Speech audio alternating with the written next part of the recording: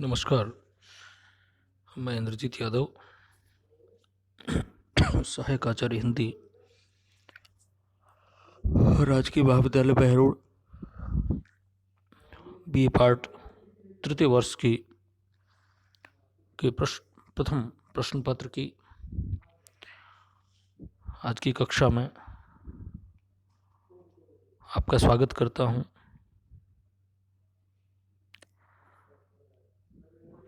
दोस्तों, पूर्व कक्षा में हमने रामधारी सिंह दिनकर के विषय में चर्चा शुरू की थी और दिनकर की एक कविता थी जनतंत्र का जन्म। जनतंत्र यानी कि जनता का तंत्र, जनता की शासन व्यवस्था। लिंकन के शब्दों में जनता का, जनता के लिए, जनता के द्वारा शासन की जो अवधारणा थी उसके विषय में हमने चर्चा आरंभ की थी।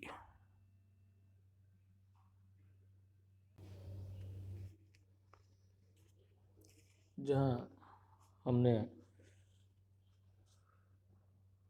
हिंदुस्तान की आज़ादी के बाद हिंदुस्तान में जब लोकतंत्र की प्रतिष्ठा होती है उसके विषय में एक पद पर चर्चा की थी, जहाँ आता है कि सिंहासन खाली करो कि जनता आती है।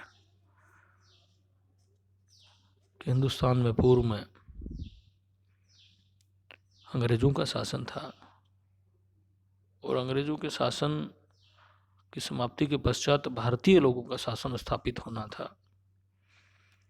उस व्यवस्था के बारे में दिनकर जी ने कहा था कि दो राह समय के रथ का घर घर नाद सुनो, सिंहासन खाली करो कि जनता आती है। और जनता क्या है, कैसी है, जनता की प्रकृति क्या है, उसके विषय में भी कल की कक्षा में हमने चर्चा की थी। जहां आया था कि जब अंग अंग में लगे सांप हो चूस रहे, तब भी न कभी मुंह खोल दर्द कहने वाली। कि जनता कैसी है, कि जब समाज के नियामक लोग, पूंजीपति लोग, प्रतिष्ठित लोग जो शोषणकारी हैं, शोषणकर्ता हैं, वो लोग अनेकों प्रकार से जनता का शोषण करते रहते हैं, फिर भी जनता अपने दर्द से कराहा उठती है, लेकिन किसी से कुछ कहती नहीं, उसकी शिकायत नहीं करती। तो पूर्व पद में जनता की प्रकृति के विषय में चर्चा की थी। अब जो पद है हमारे समक्ष, जिस पर हम चर्चा करेंगे आज, कि हुक्कारों से महलों की नींव उखड़ जाती है, सांसों के बल से ताज हवा में उड़ता है, जनता की रोके राह समय में ताव कहाँ, वह जिधर चाहती काल उधर ही मुड़ता है। यहाँ जनता की ताकत में भरोसा व्यक्त किया गया। लोकतंत्र है, लोकतंत्र में अंतिम सत्ता आम आदमी के पास होती है, वोटर के पास होती है, वोटर में निहित होती है। और आम आदमी चाहे जिसको सत्ता पर बिठा सकता है, चाहे जिसको सत्ता से च्युत कर सकता है, अलग कर सकता है, हटा सकता है। तो वहीं उस जनता की ताकत में भरोसा व्यक्त करते हुए कवि कहता है कि हुक्कारों से महलों की नींव उखड़ जाती है। जब जनता हुक्कार भरती है, यानी कि जनता जब किसी कार्य को करने के लिए तत्पर होती है, तो महलों की नींव उखड़ जाती है। यानी कि बड़े से बड़े पूंजीपति, शोषण करने वाले जो लोग हैं, वो भी भयभीत हो जाते हैं, भयाक्रांत हो जाते हैं। महलों की नींव खड़े, महलों में रहने वाले, महलों में रहने वाला आम आदमी तो महलों में रहता नहीं है। उसमें तो बड़े बड़े जो दमन चक्र रचने वाले जो लोग हैं, कुचक्र रचने वाले जो लोग हैं, जो शोषण करने वाले लोग हैं, वो उन महलों में रहते हैं। तो यहाँ कह रहे कि हुक्कारों से महलों की नींव उखड़ जाती है, अर्थात उनकी वो साम्राज्यवादी जो शक्तियां हैं वो भयभीत हो जाती हैं।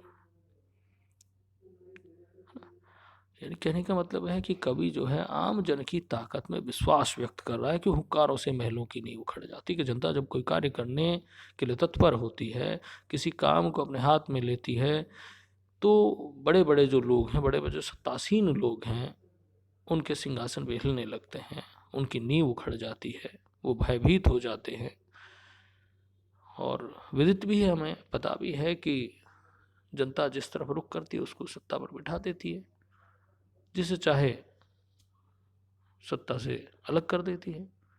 ये जनता की ताकत है, ये एक वोटर की पावर है, ताकत है। तो वही है कि सांसों के बल से ताज हवा में उड़ता है, कि जनता की सांसों के बल से ताज हवा में उड़ता है। ताज हवा में उड़ने का मतलब है कि जो जनता जिस तरफ का रुख कर लेती है वहीं से सत्ता का परिवर्तन कर देती है। वो ताज कभी किसी के सर पे तो कभी किसी के सर पे। दूसरी तरफ इसका अर्थ दूसरा भी निकालते हैं कि ताजमहल जैसी जो विलासितापूर्ण तानाशाही प्रवृत्ति के स्मारक हैं वो भी खत्म हो जाते हैं, उड़ जाते हैं। वह जिधर चाहती काल उधर ही मुड़ता है, कि जो आम आदमी है वो जिस तरफ आगे बढ़ता है,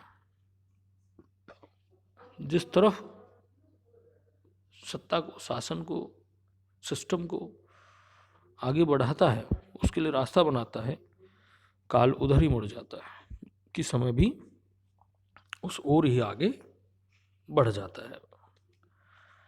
यानी कि जनतंत्र में समय की गति भी जनता के अधीन होती है।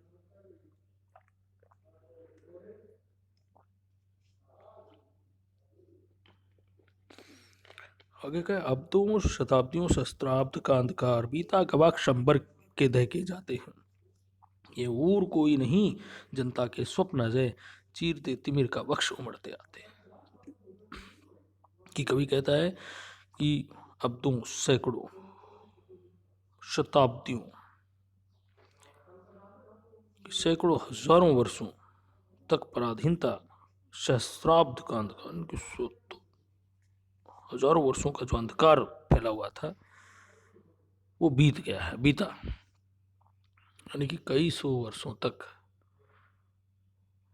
अंग्रेजों ने, विदेशी आक्रांताओं ने हम पर शासन किया है, लेकिन अब वो पराधीनता का अंधकार है वो बीत चुका है, खत्म हो चुका, बीता। गवाक्ष अंबर के दहके जाते हैं। गवाक्ष का मतलब होता है झरोखा, अंबर के, आसमान के झरोखे से दहके जाते हैं। दहकना यानी कि कोई ज्योति पुंज जो है वो दहक रहा है अंबर के गवाक्ष में, झरोखे में। झरोखे का खिड़की होता है, गवाक्ष का मतलब कि अंबर के गवाक्ष में कोई ज्योति पुंज मानो दहक रहे हों।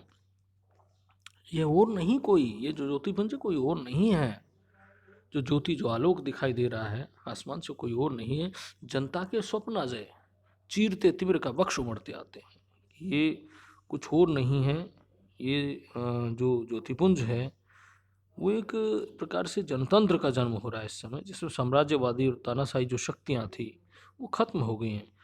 और ये सब जनता के अजय स्वप्न जो कभी पराजित नहीं हुए हैं, वो स्वप्न हैं, सपनों का ही परिणाम है, जनता की आकांक्षाओं का, इच्छा शक्ति का परिणाम है कि चीरते तिमिर का वक्ष उमड़ते आते हैं, कि वो सपने हैं, वो इस तिमिर का, दास्ता रूपी अंधकार का सीना चीरते हुए, तिमिर का अंधकार, वक्ष सीना चीरते हुए जो है उमड़ते हुए आ रहे हैं। अर्थात ये जनता के लिए, लोकतंत्र के लिए शुभ संकेत है कि जनता का शासन स्थापित होगा। और उसके जो स्वप्न हैं, उसने जो सपने देखे हैं कभी, जहाँ कहा है कि और कोई नहीं, ये जो रोशनी आ रही है उस गवाक्ष के, आकाश के झरोखे से जो आलोक दिखाई दे रहा है, जो ज्योतिपुंज दिखाई दे रहा है, कोई और नहीं है, ये जनता के स्वप्न हैं जो सदियों से दास्ता के कारण दबे पड़े थे, लेकिन आज ये अजय स्वप्न, अजय हैं, इनको कोई जीत नहीं सका है, पराजित नहीं हुए हैं कभी भी। हमेशा जनता के मन में, जनता के अंतर मन में ये स्वप्न बने रहे हैं। वो स्वप्न चीरते तिमिर का वक्ष उमड़ते आते हैं, कि तिमिर अंधकार का वक्ष को चीरते हुए उमड़ते हुए बाहर आ रहे हैं। अर्थात जनता के जो अजय स्वप्न है वो साकार हो रहे हैं, जो लोकतंत्र की स्थापना के लिए मांगलिक संदेश है, संकेत है। यहाँ जनता की ताकत में कवि ने भरोसा व्यक्त किया है और उसके सपनों को अजय कहते हुए कभी न मरने वाला बताया गया है। धन्यवाद दोस्तों। इसका पुनर्पाठ करें, अध्ययन करें। फिर मिलते हैं अगली कक्षा में।